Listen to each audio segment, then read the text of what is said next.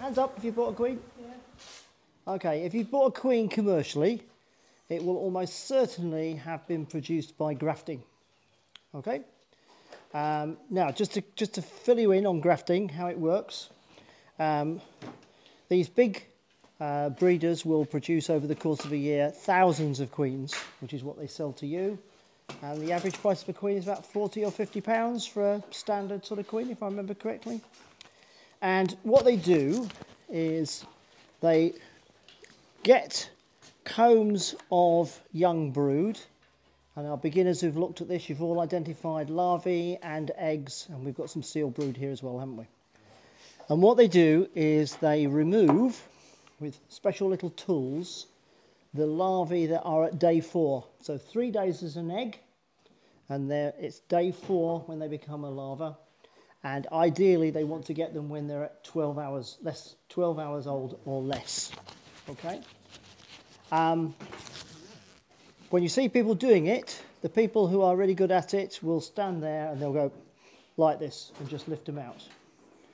And then what they do is they lift the larvae out with a tiny little bit of royal jelly attached to it, hopefully, and they deposit them in little cups like that. Can you all see those? All right. And the people who do this professionally will just fill that up in less than a minute. Okay. Then what they do is they put these cups into a frame where they are now held vertically going downwards. Okay, so the bees will recognise larvae that are on day 4. So they've got loads and loads of royal jelly. They've had excellent nutrition since they hatched as eggs, and they will then draw these out into queen cells. Okay, and then those queen cells can be detached. The queens can be mated. Then they can be packed up and put in the post to send out to you. And that's the sort of number that they would do at any one time in one hive. So that's how they do it commercially. Clearly, I suspect there's nobody in this room that wants to produce that many queens, I suspect. And clearly, grafting involves a degree of dexterity and skill that as an amateur beekeeper you may not have, or you may not want to acquire. You may have slightly shaky hands or whatever, and you certainly don't want that many queens. And these go into what's called a cell raiser colony, which is a busy colony with lots and lots of bees in it, and the busier it is, the more queens they can raise. If you've got one that's less active, you would put perhaps just one bar in, or you'd only put larvae in, some of them.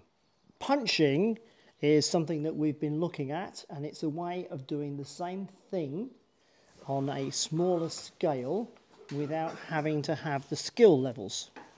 One of the problems with cell punching is there hasn't been a suitable punching kit that you could buy until relatively recently, but I purchased one, the association has got one, and you can buy this kit for £45–50, all right? And what you get is 10 of these little cell punches, and what you do with the cell punch, could I have the prodder, please, Roger? The prodder, yeah. What you do with the cell punch is you find your larvae of the right age. We'll talk about how you do that in a minute. And then you put your cell punch, yeah, that's it, thank you. You put your cell punch on like that. Push it, you need to do this on a firm surface. Push it through right to the other side. So if you imagine, can everybody see that? That's the top surface. That's the bottom surface, and we've taken our punch all the way through. So the larvae that we're interested in is in there, pointing upwards. Okay? We drove the punch in like that, so the larvae that we're interested in is now in there. Yep, everybody happy about that? So then what we do is we get this prodder, that's a technical term, push it like that, and our larvae, this comb's too soft, it's squashed a little bit, so our larvae is now in there, which we can then mount upside down in a hive. So effectively what we've done is we've done a graft, but we've done it without you having to handle the larva and without you having to disturb the royal jelly.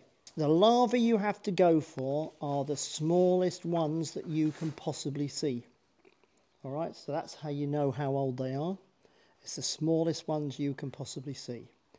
And certainly with my eyesight, I can only see them under magnification. Down there. I mean, for the purposes of argument, you could use a bigger one just to see that, to get the method. So you want to get it right over the top and go right and push till you're right against the wood at the back. Yeah. And then just twist it and bring it out. Right, now what you do, is it in there? Yeah. Is you get your plunger and push gently. You've done it. Yeah, that's cool. So that doesn't require, I mean, it requires some dexterity, doesn't it? Yeah. But it's not the same dexterity you need if you're grafting. So what you do then is you would fold those down a bit so it sticks in. And then that would go in your queenless colony, hung up like that, and they would draw a queen cell around there. Crack on, eh? This is going to be our cell donation hive. Yep. And this is the queenless hive. Okay. So I think what we'll do first is we'll go through this one and take any queen cells down and take the grafting frame out. Okay, so this is a hive from which I took the queen out exactly a week ago. They should have produced the emergency queen cells, which we're going to take, all of which we're going to take down, and then we're going to put our frame of punches into the queenless hive, which hasn't got any other options but to draw out the grafted cells. That's because we're 7 days down the line and therefore we've got no larvae young enough to make any more queen cells from.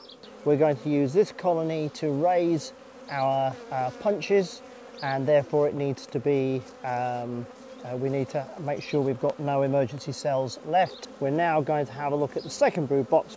So this frame, which has the cell punches in, has been in for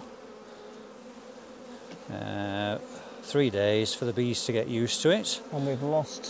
one of the problems is we've lost a cell punch which is down there. Yeah, and I've got one in my pocket, so we've got these two. So my suggestion is we don't shake that because we might lose the punches. So shall we just have a think where we're going to put the punch frame back? It needs to go between the brood, doesn't it? Between some...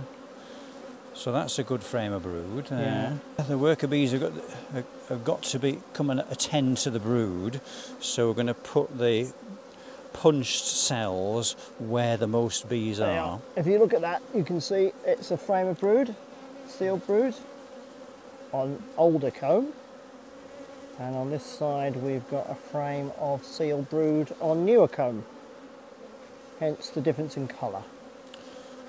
So I think what we'll do is we'll put the crown board back on because we're now ready for to put our punch cells back in there when we've done the punching. Yeah, punching, it's probably better to get some that's on older comb, isn't it? Because the punch works better. That's that one and that one. Okay.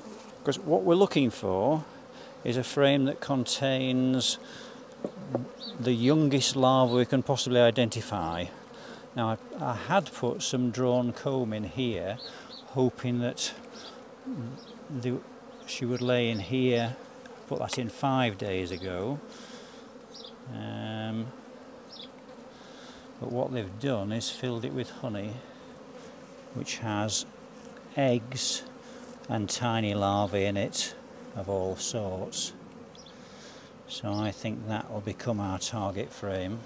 Do you want to take 2 frames? Oh, I think it might be an idea because, well, let's take this one and that one then. The punching works better on older comb. Yeah, we think we've got all the bits we need.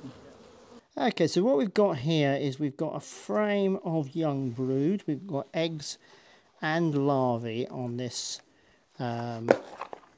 frame. And what we want to do is we want to punch the smallest possible larvae that we can find. Hence I've got a magnifying headset on. And I think the crux is the normal larvae that we see with the naked eye are a C shape, and what we're actually looking to punch is a larvae that's still shaped like a comma, if we can manage it. Okay, so I've pushed it into the comb, And now we have the larvae that I'm interested in at this position inside the punch. So the larvae, anything from the other side, is what's protruding from here. So now we're going to get a little plunger and push it through. So this is the cell that's got the larvae in that we're interested in. So this will help to secure the cell that the larva is in into the punch, and encourages the bees to start building a queen cell. And this has all been achieved without actually touching the larva at all or disturbing the bed of royal jelly that it's sitting in. So we'll just pop that in there for the time being.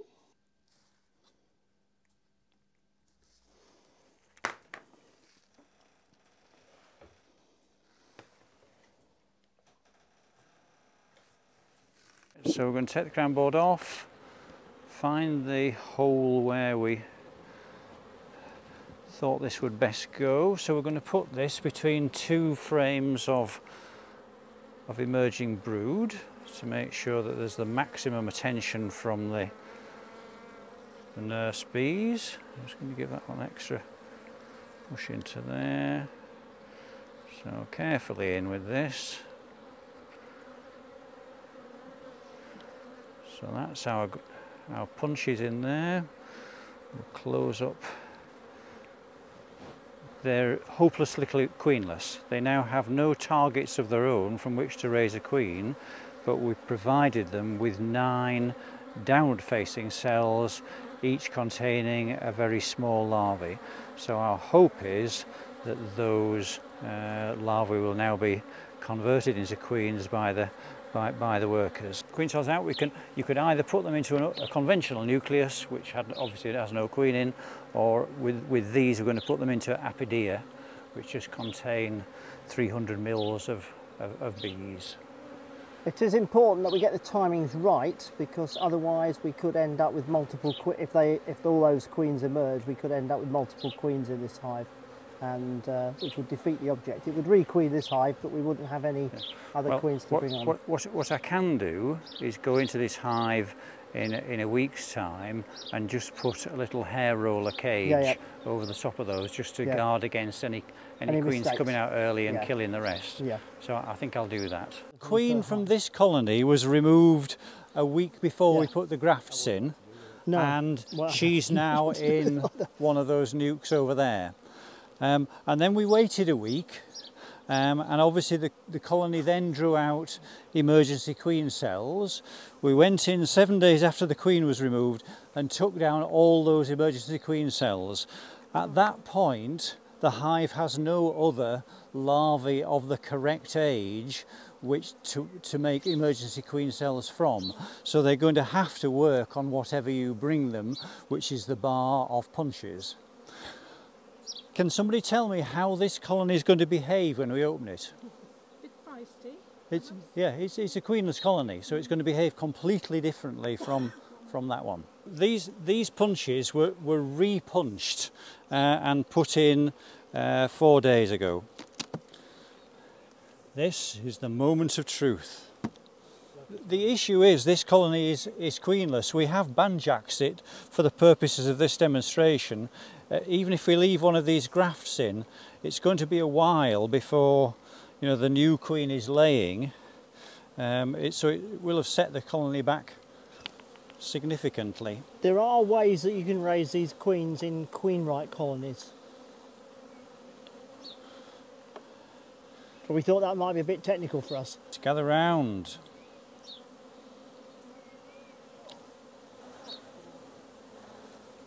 Can you see?